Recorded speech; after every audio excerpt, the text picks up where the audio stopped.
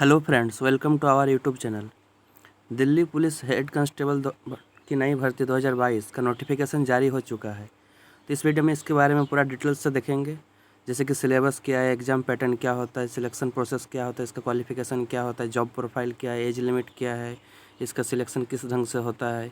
तो सारे के सारे इस वीडियो में बारी बारी से देखेंगे। तो अगर आप हमारे चैनल में पहली बार विजिट करें तो चैनल को ज़रूर से ज़रूर सब्सक्राइब करें। तो आइए देखते हैं पूरा डिटेल नोटिफिकेशन। सबसे पहले आपको एसएससी की जो ऑफिशियल साइट है इसमें आपको जाना है। इसका लिंक आपको वीडियो के डिस्क्रिप्शन में मिल जाएंगे। तो इसको थोड़ा नीचे करते हुए आएंगे, तो इसको डाउन करते हुए नीचे आएंगे तो देखिए यहाँ पर देख सकते हैं 17 मई के डेट में है कि notice of head constable ministerial in Delhi police examination 2022। तो इसका पूरा PDF को हम लोग डाउनलोड कर लेते हैं। ये रहा वो PDF। तो जैसे कि आप देख सकते हैं कि कुछ इंपॉर्टेंट डेट के बारे में दिया है कि नोटिस। तो सबसे पहले आप यहाँ पे देख सकते हैं जैसे हेड कांस्टेबल मिनिस्ट्रियल इन दिल्ली पुलिस एग्जामिनेशन 2022। तो देखिए कुछ इंपॉर्टेंट डेट्स के बारे में देख लेते हैं, जैसे कि date for submission of online application, यानी आप ऑनलाइन एप्लीकेशन कब से कब कर सकते हैं। तो यानी आप 17/5/2022 से लेकर 16/6/2022 के बीच कर सकते हैं। Last date of time for receipt online application, यानी लास्ट डेट और टाइम जो यहाँ दिया हुआ है, जैसे कि 16/6/2022 23 बजे तक, यानी रात के 11 बजे तक। Last date of time for making online fee payment, यहाँ पर आपको जैसे दिया है कि 17/6 तक है। उसके बाद last date of payment through challan, अगर आपको बैंक के जरिए करना है यानी ऑफलाइन करना है तो 20/6/2022 तक कर सकते हैं। और फिर आजकल एसएससी ने कुछ एक नया चीज़ जो किया है, उसमें क्या कि date of window for application for correction and online payment correction charge. तो यहाँ पर दिया है कि 21/6 से 25/6 के बीच, यानी अगर आपको फॉर्म भरते टाइम अगर किसी तरह का कोई गलती हो जाता है कि नेम में, डेट ऑफ बर्थ में, क्वालिफिकेशन में, आप इसको सुधार सकते हैं। और फिर देखिए जो सबसे इंपॉर्टेंट बात है कि schedule for computer based examination, आपका CBT एग्ज़ाम कब होगा, तो आपका सितंबर 2022 में होगा। तो ये थे कुछ इंपॉर्टेंट डेट्स। इसके बाद थोड़ा नीचे आएंगे तो देखिए यहाँ पर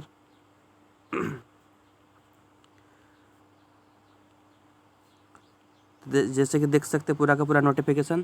तो देखिए यहाँ पर एक पॉइंट मेंशन किया गया है 1.7 में, that candidate who come within the range of merit computer based examination equal to 20 times the number of vacancy in each category will be shortlist for appearing in the physical.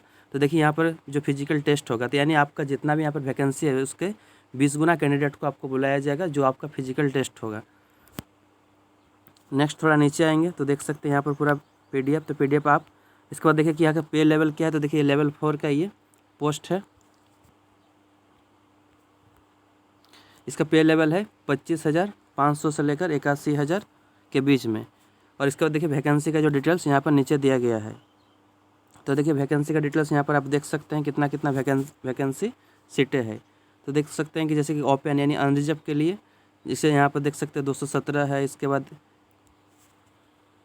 EWS के लिए 50 है, OBC के लिए 123 है, SC ST total 503 है। और अगर आप एक्स सर्विसमैन से है तो एक्स सर्विसमैन का जो अनरिजर्व है उसके लिए 24 है, EWS के लिए 6 है। इस तरह से टोटल मेल कैंडिडेट के लिए आपका यहाँ पे 559 पोस्ट है यहाँ पे नोटिफाई किया गया है। इसके बाद देख सकते हैं हेड कांस्टेबल जो फीमेल के लिए है, तो फीमेल के लिए भी इस तरह से दिया गया है। तो फीमेल कैंडिडेट के लिए आप यहाँ पर देख सकते हैं जैसे कि जनरल के लिए 119 है, EWS के लिए 28 है, OBC के लिए 27 है, SC के लिए 32 है और ST के लिए 30 और टोटल 276 यहाँ पर टोटल फीमेल कैंडिडेट के लिए यहाँ पर सीट दिया गया है।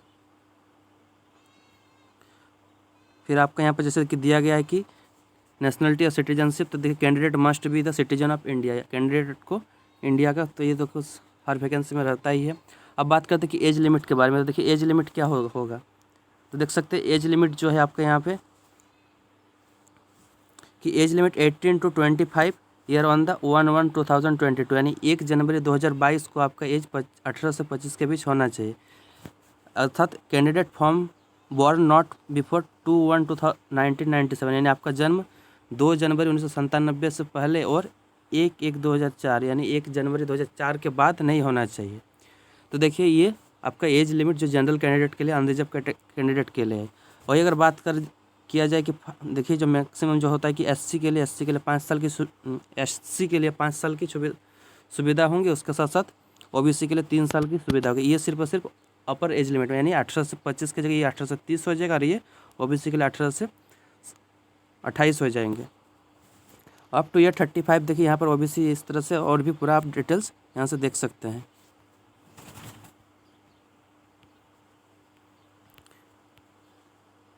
तो देखिए एज रिलैक्सेशन जो कि दिया गया है कि SC ST के लिए 5 साल की, ओबीसी के लिए 3 साल की, PWD अगर अनरिजर्व कैटेगरी से है तो 10 साल की, और PWD अगर ओबीसी कैटेगरी से है तो 13 साल की। इस तरह से आप पूरा देख सकते हैं।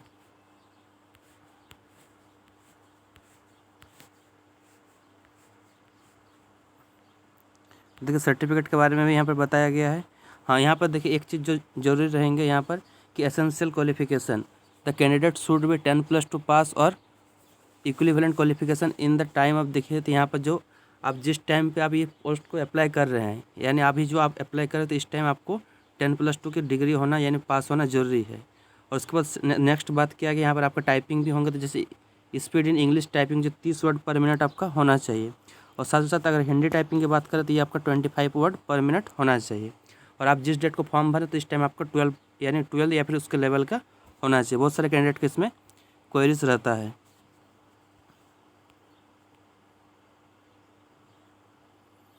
इसके बाद नेक्स्ट पॉइंट की बात किया कि अगर सर्टिफिकेट कैटेगरी, अगर एनसीसी का सी सर्टिफिकेट है तो आपको 5%, एनसीसी का बी सर्टिफिकेट है तो 3%, और एनसीसी का ए सर्टिफिकेट है तो 2% आप इसमें आपको मिलता है। तो उसके बाद देखिए नेक्स्ट है कि हाउ टू अप्लाई, तो आप अप्लाई कैसे कर सकते हैं। तो देखिए अप्लाई, अगर आप पहली बार एसएससी के फॉर्म अगर डाल रहे हैं तो फिर आपको रजिस्ट्रेशन करना होगा। अगर इससे पहले अगर आपने इस तरह का फॉर्म डाल चुके हैं तो फिर आपको रजिस्ट्रेशन करने की ज़रूरत नहीं, डायरेक्ट आप उस डायरेक्ट आप ये जो दिल्ली पुलिस हेड कांस्टेबल है तो इसमें आप डायरेक्ट आके डाल सकते हैं। अब बात करते हैं कि फ़ी के बारे में। तो देखिए फ़ी के बारे में यहाँ पर साफ साफ बताया गया है कि फ़ी 100 रुपया है, और वुमेन कैंडिडेट के लिए यानी जो लेडीज़ कैंडिडेट, गर्ल्स कैंडिडेट हैं उनके लिए कोई भी फ़ी नहीं है। और साथ ही साथ SC ST PWD कैंडिडेट के लिए भी कोई भी फ़ी नहीं है। यानी आप कह सकते हैं कि जो मेल कैंडिडेट, अनरिजर्व और OBC कैंडिडेट के लिए सिर्फ और सिर्फ 100 रुपीज़ का फ़ी है। आप देख सकते हैं कि एग्जामिनेशन सेंटर के बारे में, अगर आप सेंट्रल रीजन से तो आप अपने हिसाब से, आप किसी भी रीजन के हैं तो आप अपने हिसाब से एग्ज़ाम सेंटर चूज़ कर सकते हैं। जैसे कि सेंट्रल रीजन की बात करें तो भागलपुर है, मुजफ्फरपुर है, पटना है, इस तरह से आप देख सकते हैं। उसी तरह से आप अगर ईस्टर्न रीजन के हैं तो पोर्ट ब्लेयर, धनबाद, हजारीबाग, जमशेदपुर, रांची, इस तरह से आप अपने हिसाब से सेंटर चूज़ करते हैं। सभी रीजन के लिए कर्नाटक रीजन है, Madhya Pradesh region, north eastern region, northern region, इस तरह से सभी रीजन के बारे में आप अपने अपने हिसाब से आप अपना चुन सकते हैं एग्जामिनेशन सेंटर। अगर नेक्स्ट बात करें कि देखिए स्कीम ऑफ एग्जामिनेशन और मोड ऑफ रिक्रूटमेंट, अगर इसका सिलेक्शन प्रोसेस कैसे होता है, इसका एग्जामिनेशन कैसे होता है। तो देखिए सबसे पहले आपका जो रहेंगे, सबसे पहले जो आपका रहेंगे computer based examination by SSC। तो जो SSC कंडक्ट कराएगी ये 100 मार्क्स का एग्जाम होंगे। इसके बारे में भी आएंगे कि एग्जाम में क्या क्या पूछे जाएंगे। फिर नेक्स्ट है फिजिकल टेस्ट, जो आपका मेजरमेंट टेस्ट है, यानी इसमें आपको सिर्फ और सिर्फ क्वालिफाइंग नेचर का होगा। थर्ड में है कि टाइपिंग टेस्ट, ये इसमें आपको 25 मार्क्स होंगे। और फोर्थ में कि कंप्यूटर बाय, देखिए जो थोड़ा मोड़ा इसमें जानकारी पूछ लिया जाएगा कि आप कैसे जानते हैं, नहीं जानते, चलाने इस सब के बारे में है। तो ये था आपका एग्जामिनेशन का जो प्रोसेस। तो देखिए इसमें आपका सिलेक्शन कैसे होगा। तो सिलेक्शन इसमें आपका 100 मार्क्स जो है पहला बार, और इसमें जो आपका है टाइपिंग और 25 मार्क्स, तो ये दोनों का मार्क्स को ऐड करते हुए आपका मेरिट बनाया जाएगा। अब देखिए दिया गया कि 15.A पारा में कि all candidate male and female shall be put the through computer based examination and 1.5 hour, यानी 1.5 घंटे का आपका एग्जाम कंडक्ट होगा। The computer based examination will consist the objective type paper in containing 100 question and carrying 100 marks, यानी आपका 100 question होंगे और 100 marks होंगे। There will be negative marking 0.50 marks per each wrong answer, प्रत्येक गलत आंसर के लिए आपको 0.50 मार्क्स का आपको काट लिया जाएगा। तो देखिए आपका यहाँ पर सिलेबस जैसे कि दिया हुआ है कि जनरल अवेयरनेस के लिए 20 क्वेश्चन रहेंगे और 20 मार्क्स रहेंगे। इसके बाद देखिए कि क्वांटिटेटिव एप्टीट्यूड, इसमें 20 क्वेश्चन है, 20 मार्क्स रहेंगे। नेक्स्ट है पार्ट सी में जनरल इंटेलिजेंस एंड रीजनिंग, जिसको बोलते हैं 25 क्वेश्चन, 25 मार्क्स रहेंगे। नेक्स्ट है इंग्लिश लैंग्वेज, इसमें 25 क्वेश्चन, 25 मार्क्स रहेंगे। और पार्ट ई आपका इसमें एक नया चीज़ ऐड किया गया कि कंप्यूटर फंडामेंटल्स, जैसे कि MS excel, MS word, communication, internet, WWW and web browser के बारे में इसमें 10 क्वेश्चन रहेंगे, 10 मार्क्स रहेंगे। तो इस तरह से आपका यहाँ पर सिलेबस दिया गया है। तो देखिए इसका सिलेबस आपके बारे में देख सकते हैं, जैसे कि यहाँ पर दिया हुआ है कि जनरल अवेयरनेस को सिलेबस दिया गया है। Question will be design the candidate general, देखिए आपका जो 10th लेवल का होता है इस तरह से। इसके बाद देखिए आपका जैसे जनरल इंटेलिजेंस एंड रीजनिंग का है, क्वांटिटेटिव एप्टीट्यूड यानी मैथ का भी दिया गया है, इंग्लिश लैंग्वेज। तो देखिए सबका आप ये PDF आप डाउनलोड करके देख सकते हैं। हाँ, इसके बाद देखिए फिजिकल स्टैंडर्ड का जो आपका फिजिकल का जो टेस्ट होगा, देखिए अगर इसमें देखिए कुछ मेल कैंडिडेट के बारे में बताया गया कि आपका जो रेस होगा जो अप टू 30 साल से पहले जैसे 1600 मीटर का रेस होगा 7 मिनट में, 30 से 40 के बीच में तो 8 मिनट में, और 40 से ज़्यादा है तो 9 मिनट में। इस तरह से आपका इसके बारे में बताया गया। इसके बाद देखिए लॉन्ग जंप जैसे 12.5 फीट का है, उसके बाद 11.5 फीट का, 10.5 फीट का है। हाई जंप 3.5 फीट का है। तो इस तरह से देखिए आप मान के चल सकते हैं कि आपका जो दौड़ है लगभग 7 मिनट में आपको 1600 मीटर की दौड़ कंप्लीट करना है, तथा लॉन्ग जंप आपको 12.5 फीट की और हाई जंप आपको 3.5 फीट की करनी है। वही बात करें अगर फीमेल कैंडिडेट के लिए, तो फीमेल कैंडिडेट के लिए भी उसी तरह का कंडीशन किया गया कि इसमें 800 मीटर की रेस होगी जो 5 मिनट में आपको कंप्लीट करना होता है। इसके बाद लॉन्ग जंप आपको 9 फीट की और हाई जंप आपको 3 फीट की होती है। उसके बाद देखिए कि अगर फिजिकल मेजरमेंट टेस्ट की बात करें तो देखिए मेल कैंडिडेट के लिए जैसे बताया गया कि 165 सेंटीमीटर, और अगर आप रिलैक्सेबल है तो आपको 5 सेंटीमीटर की छूट दी जाएगी। उसी तरह से चेस्ट की बात करें तो 78 सेंटीमीटर, और उसके बाद सांस लेने के बाद एक्सपेंशन करने के बाद आपको 82 सेंटीमीटर की होनी चाहिए। वही बात करें फीमेल कैंडिडेट के, तो इसके हाइट के बाद 157 सेंटीमीटर और 5 सेंटीमीटर की इसमें भी छूट दी गई है। इसमें तो आपका चेस्ट का तो मेजर होता नहीं है। इसके बाद देखिए नेक्स्ट है कि फिजिकल स्टैंडर्ड देखिए आपका जैसे क्या कि both I should be the vision of 6/12 और विदाउट ग्लासेस, यानी आपको आँख जो है 6/12 का होना चाहिए, यानी आपका आँख एक अच्छा होना चाहिए, चाहे आप ग्लासेस का यूज करते हैं या नहीं करते, इससे आप इसको कोई लेना देना नहीं है। ये देख सकते हैं अलग अलग मेडिकल स्टैंडर्ड दिया गया है।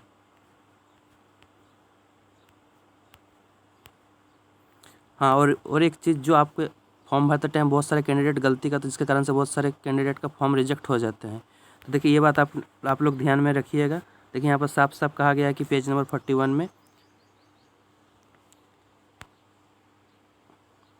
ये वाला पॉइंट देख सकते हैं कि application the blood photo will be rejected if proper photograph is not uploaded by the candidate, his candidature will be cancelled. तो देखिए यहाँ पर आपको फ़ोटो बहुत ही अच्छा ढंग से करना है। तो फोटो का फॉर्मेट कैसा होना चाहिए, तो देखिए नीचे भी बताया गया है, उसमें भी डिस्कस कर लेते हैं। तो देखिए आपको फ़ोटो का जो साइज़ होना चाहिए वो JPEG फॉर्मेट में और 20 KB से लेकर 50 KB के बीच में होना चाहिए, जिसका वेट और हाइट 3.5 सेंटीमीटर और 4.5 सेंटीमीटर के बीच होना चाहिए। और इसका बी पॉइंट में की बात करें तो इसमें देख सकते हैं कि सिग्नेचर जो आपका होगा वो 10 KB से 20 KB के बीच में, ये भी JPEG फॉर्मेट में होना चाहिए।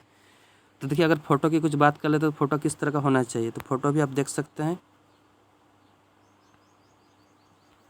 तो देखिए फ़ोटो आपका कुछ इस तरह का होना चाहिए। जो सबसे ऊपर वाला फ़ोटो है ये आपके लिए, ये फ़ोटो आपके लिए चलेगा, और बाकी कोई भी फ़ोटो जैसे कि इसमें देखिए एक्स्ट्रा कलर है तो ये भी नहीं चलेगा। इसके बाद देखिए बहुत सा अगर सामने है तो वो भी नहीं चलेगा। अगर आपका हैट या टोपी पहनते तो ये भी नहीं चलेगा। तो इस तरह से आप अपना फ़ोटो को थोड़ा देख लीजिएगा। और देखिए क्या होता है, बहुत ज़्यादा अगर डार्क है, बहुत ज़्यादा अगर चश्मा पहनते हैं तो इस तरह का भी आपका नहीं चलेगा। बहुत ज़्यादा छोटा है या फिर आप दूसरी तरफ देख के फ़ोटो खींच रहे हैं या फिर स्पेक्टिकल्स पहने हुए हैं तो इस तरह का फ़ोटो आपका नहीं चलेगा। इस कंडीशन में आपका फॉर्म रिजेक्ट हो जाते हैं। तो इस सबको आप ध्यान में रखते हुए फ़ोटो अपलोड कीजिएगा। तो अगर आपका कोई भी डाउट है, कोई भी क्वेरी है तो आप कमेंट सेक्शन में पूछ सकते हैं। मिलते हैं नेक्स्ट वीडियो में, और चैनल को जरूर से जरूर सब्सक्राइब कर लीजिएगा।